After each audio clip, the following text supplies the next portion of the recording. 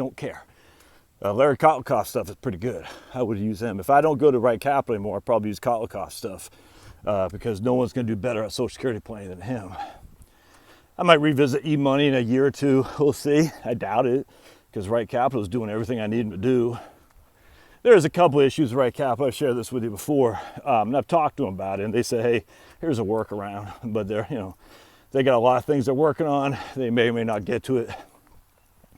I said, I wish there was just a way you could take distributions from tax deferred accounts first, and then taxable, and then Roth IRAs, as opposed to taxable first, tax deferred next, and Roth, or pro rata.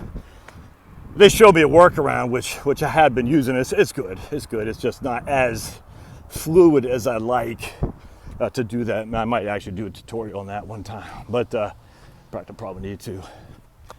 But anyway, so remember, the whole thing on these Roth things was not about going deep into the weeds about all the ins and outs of Roth, because I've done that a million times a Sunday.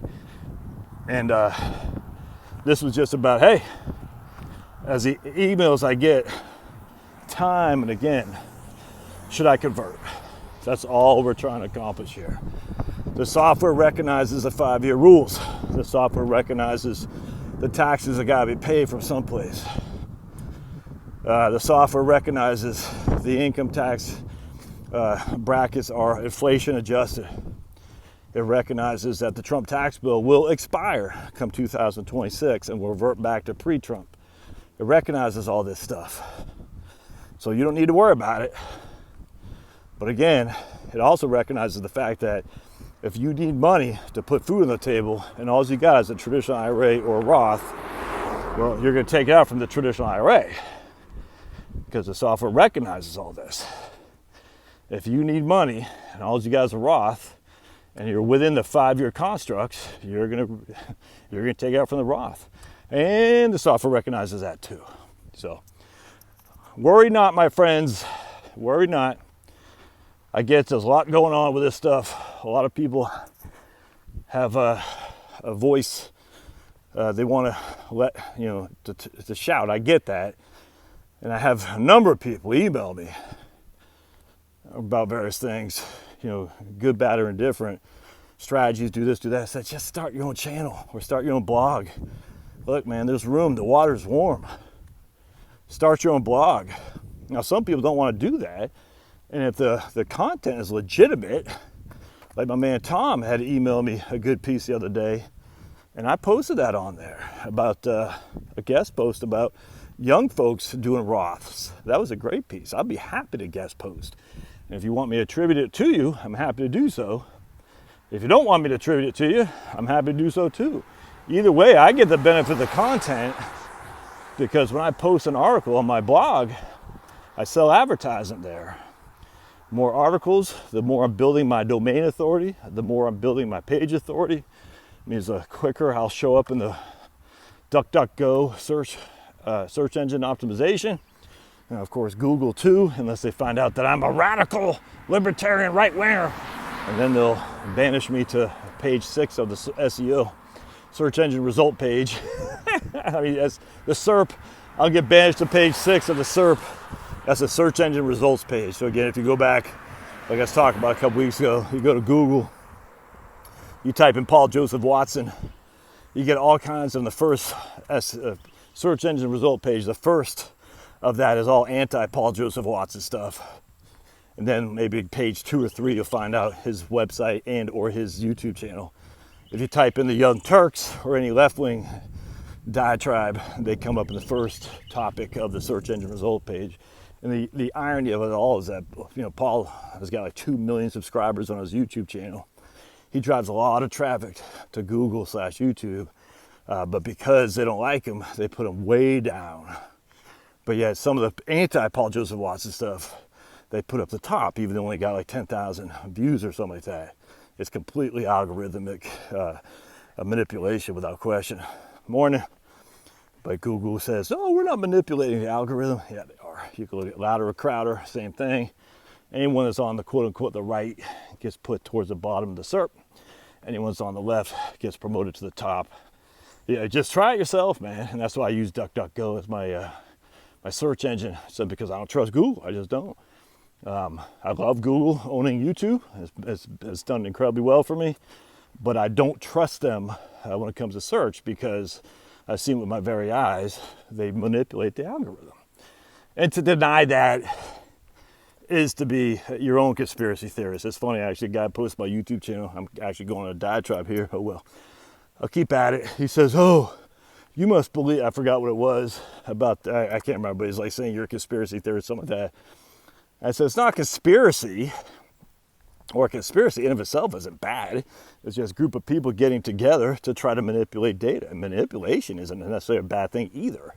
But that's exactly what Google's doing. They're conspiring to put their boot on the heel of quote unquote right-leaning content, and they're promoting left-leaning content over it. I mean, it's inevitable. It is a conspiracy. But it's not like aliens or zombies are coming. It's inherently obvious if you look at it. And unfortunately for Google, what they don't understand is, you know, once you do that enough, people still trust you. And once you lose that trust, like I don't trust the media, you shouldn't trust the media. Anyway, because they're pushing an agenda. But with Google, you know, we know the agenda. New York Times has now outright admitted they're pushing an agenda. So if you're on the left and you support that agenda, well, you know what you're getting. I mean, you can pretend it's the unbiased. It's simply not. But if you read Breitbart, if I read Instant Pundit, I know I'm getting a right-wing bias. If I watch Tony Heller on climate science, I know I'm getting an anti-climate alarmist area. I know that. But we admit it. Their side doesn't. Their side says they're unbiased. No, they're not. They're left. And Google, unfortunately for them, yeah, they might not think it's unfortunate, but for their search engine,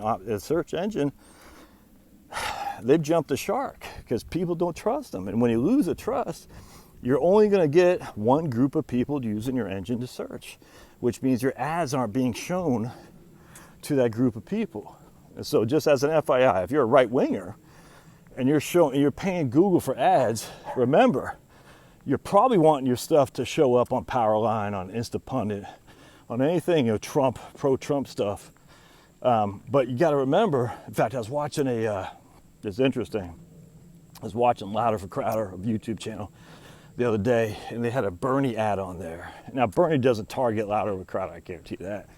I can run Google YouTube ads, and it's a way you can kind of target specific sites, or you just do it generally speaking. Google doesn't care as long as they get paid. But anyway, I kind of laugh because if you're running, because that's a waste of money for Bernie, but if you're running right-wing ads, you can't waste your money because you're competing against all these big liberals who got the money. Our side doesn't have the money, their side does. So if you're running ads, you can't run on Google because your ads will show up on, instead of being Paul Joseph Watson, it's going to show up on anti-Paul Joseph Watson websites. And those guys are probably going to click on your ad to hurt you financially without no intention of buying your product. And you could do the same thing. You could click on Bernie Sanders' ad, and you should. Just say, okay, you're going to advertise on competitive ideologies. I'm going to click on your ad because, what is it, $10, $5, $2 cost per click, whatever it is. Someone's paying for it, and that's just, it's actually not a bad plan of action of anti-establishment, you know, pain marketing, so to speak. You're saying, all right, you show me a Bernie Sanders ad, I'll click on it, because that will cost somebody some kind of money for cost per click. But anyway, so if you're a right-wing guy, or libertarian, or free-minded, or moderate, and you want to hit a general audience as opposed to more and more left-leaning, you can't advertise on Google, because Google is going to put your ads in front of people who vehemently disagree with you. And they're going to probably do what I just told you, what you should do if you find a Bernie Sanders video that shows up on a content piece you like. And they're going to hurt you, man. And you're going to run out of money. So don't do that. So advertise on DuckDuckGo, which is through Bing. All right, that's owned by Microsoft. But Josh, what is it, 80% or 90% of the search traffic's on Google? Yeah? No, I get that. It's a risk. But more and more people are going away from that. And you can make a nice little niche on advertising to people who are looking for independent thought as opposed to being told what to do. So if you're selling, I don't know, beef jerky, for instance, are there going to be vegans amongst the libertarian / right-wing side? Some, probably not that many. So when you're advertising your beef jerky that you're making and you're doing it on Google, and I haven't run this scenario, but it'd be interesting, beef jerky for sale or something like that, or I don't know, I don't know what you do in the search, but just say you did a search looking for beef jerky, or is beef jerky good for you? Let's put it that way. You'll probably come across with some vegan websites in the first page of the SERP. And again, the SERP, the search engine results page, essentially the first 5 links on that SERP, on the first page of the SERP, is what gets all the traffic. If you're link 7, you're just as bad as if you're in page 6. So let's just say, is beef jerky good for you? Type that into Google, and I haven't run this scenario. I have done the Paul Joseph Watson and Louder Crowder stuff. And you got to do it in an incognito window.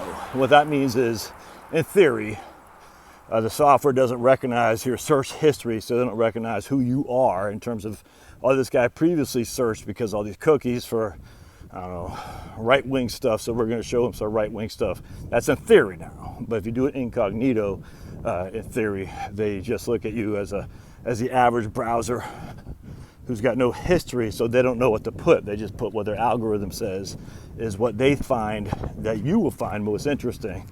And you'll have more staying power on that website, so you're able to see more ads. It's literally that simple. It's interesting as all get out, don't get me wrong. But anyway, what happens here, if you type in, is beef jerky good for you, and you get a bunch of vegan sites, you're like, no, that's not what I was looking for. I wasn't looking for people to brandish me as a murderer and say meat is murder kind of guy. I just want to know if beef jerky is good for you. Because all the vegan sites will say, oh my God, you're killing innocent animals and blah, blah, blah. You know, that's not what I wanted to find. I just want to know if it's good for you. And so if you're advertising that as a guy who makes beef jerky, and these people that you're advertising to are inundated with vegan websites, either A, they're going to click you with they're not going to click you to buy your product, or they're not going to click at all, which means you're just wasting money either way. Because there is an opportunity cost of not reaching a target market that might be more inclined to hear what you have to say. And that would be people who are more libertarian, more right-wing, more freedom-minded, more independent. And that's where you go to Bing, which will give you Yahoo, DuckDuckGo, obviously Bing. There's another one I'm missing. But anyway, that's what you want to do if you're advertising your business. So I know it's a very long-winded ramble here, but just keep that in mind. And I started off saying about Roth IRAs with right capital. Software is smart enough. I don't even remember how I got into search engine optimization or search engine results page. But again, if you're searching, don't use Google. Use DuckDuckGo. If you're on the right capital software, whoa, Speedy Gonzalez, fastest mouse in Mexico. Y'all know who the slowest mouse in Mexico was? Slowpoke Rodriguez. I was just watching that. I was showing my kids the other day. Oh man, that was fantastic. I forgot about Slowpoke Rodriguez.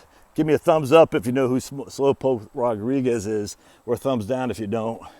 It's just, was it Mel Blanc? That's a guy from the Looney Tunes. Oh my goodness, Slowpoke Rodriguez. That guy was awesome. Anyway, so Slowpoke Rodriguez got snatched up by a cat, not Tom from Tom and Jerry though, but some other cat with a sombrero. Anyway, so the sombrero cat had a buddy who was like, oh, whatever his name is, Jose, I forgot to tell you, Slowpoke Rodriguez. And you hear his boom. He carries a gun. And Slowpoke Rodriguez, even though he's slow, he shot the sombrero cat who's going to eat him and live to fight another day. It was fantastic. It was fantastic. That was the stuff back in the day when you can laugh without being brandished something that you don't want to be brandished. You can just say, oh, that was funny. And it was. It's funny stuff. Mel Blanc, of course, would be crucified today, but keep that stuff in your Google or your YouTube history, so that way you can at least go back to it when they ban it from you're not be able to search for it, because they'll say, oh, we can't have that, when they whitewash the history like they do in the Soviet Union. This is what was going on now. All right, so enough of that rambling. We'll see you guys tonight at 7:30. I'm changing the time, 7:30 p.m. it is, my friends, just because your old buddy Josh with old Pablo, I need to get a little bit more sleep, which means I need to get to bed a little bit early. I will see you.